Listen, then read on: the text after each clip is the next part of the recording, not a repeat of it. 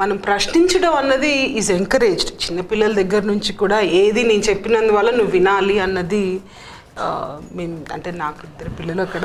So ఆ పెంచడంలో కూడా మనకి క్వశ్చన్ చేయడానికి నేను నీతో అంగీకరించట్లేదు కాబట్టి రేపటి నుంచి నీకు నాకు దోస్త్ కటీఫ్ అన్న కాన్సెప్ట్ లేదు.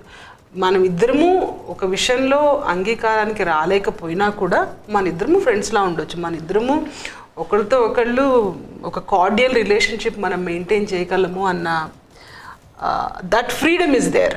అంటే అసలు ప్రశ్నించే తత్వం అనేది హిందూ సాంప్రదాయంలో ఉంది. గురువుని శిష్యుడు ప్రశ్నించడం అనేది ఉపనిషత్తులు అలా వచ్చాయి.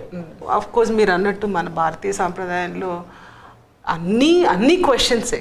భగవద్గీతనే it's a question, it starts with a question. So that is probably మన సంస్కృతిలో ఉన్న దాన్ని బట్టి కూడా నాకు ఆ క్వశ్చన్స్ అన్నవి ప్రతిదానికి క్వశ్చన్స్ అడగడము